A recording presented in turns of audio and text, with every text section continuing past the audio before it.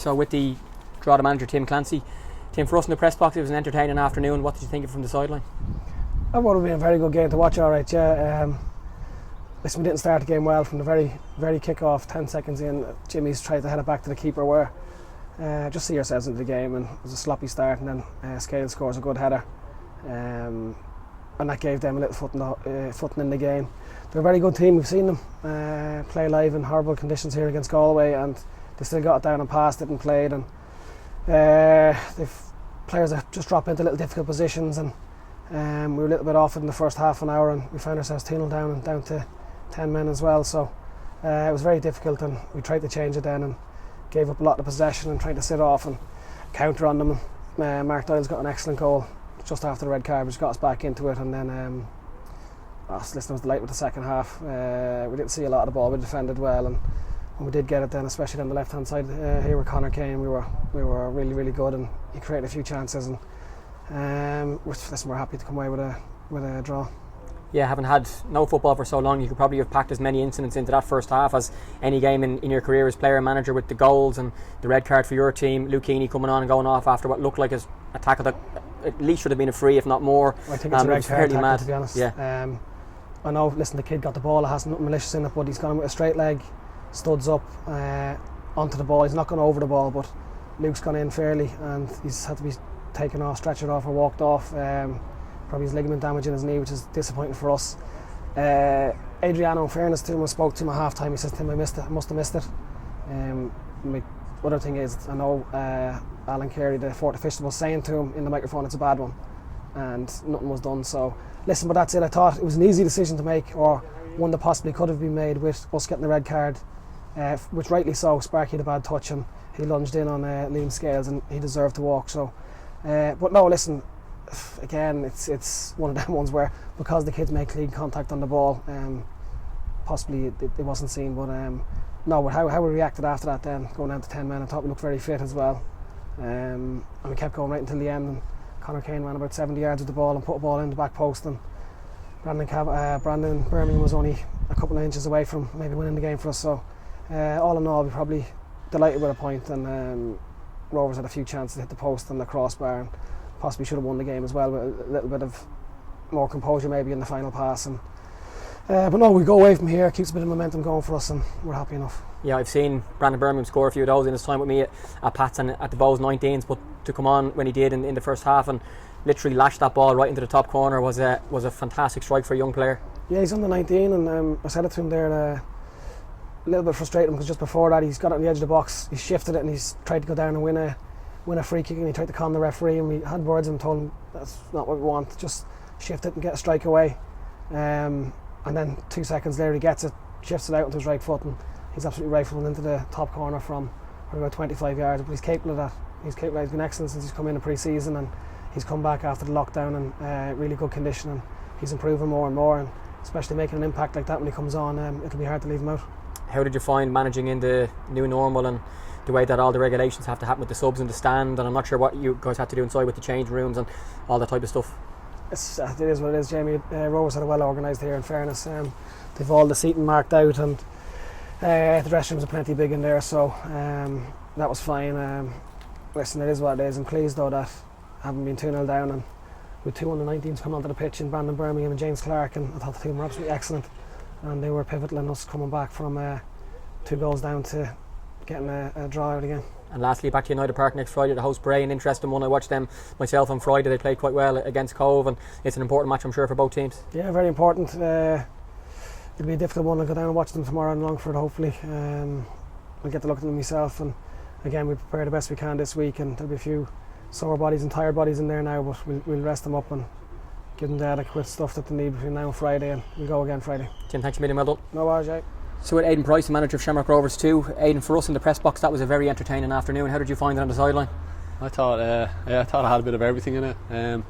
Good first game, obviously, back for us against a really tough opposition, but thought we obviously started the game really well, got ourselves into a good lead, and the sending off we didn't react to it in the best way. We didn't move the ball quick enough probably, and we allowed them to keep their shape. So there's a lot of learning in it for us, and that's the big thing you take from today.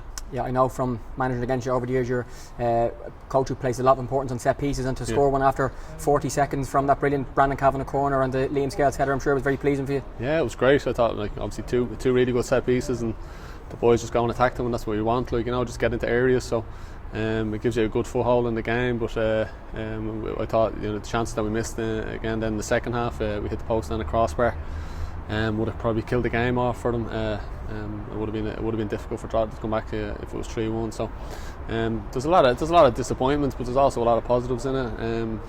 Getting boys experience, and you can see some, at times caught a little bit, but hopefully that'll stand to them, and it'll benefit them as we go on.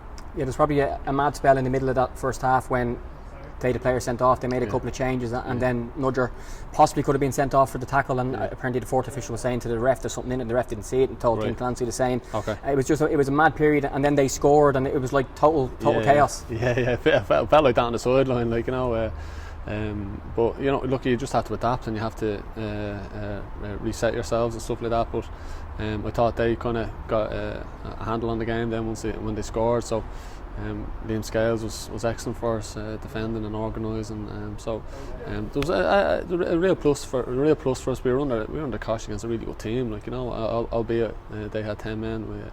It was a real positive opportunity for some of our boys to understand what League of Ireland and professional football is really about. So we take the positives and we work on some of the negatives. Yeah, how important is someone like Liam Scales to be able to jump down? He's only 21 or 22 himself, but he's the most experienced player in your group by a mile. Yeah. Liam is a top pro. Like, all the boys are here. They wouldn't be here if they weren't. Like, so in terms of attitude and application, all the lads that are with the first game, Liam, Sean, Brandon, Dean, Thomas, so it's a really good group of boys that understand the importance of what this opportunity gives them, and allows them to be ready. But I'm sure if anybody was coming here today, they'd come away talking about the application and attitude and leadership qualities of Liam Scales. Yeah, the last time we were here for a first division game was that mad match against Galway when your whole team, including you, had frostbite. I had frostbite in the stand, and I think some of the players on it seriously had to end up in hospital.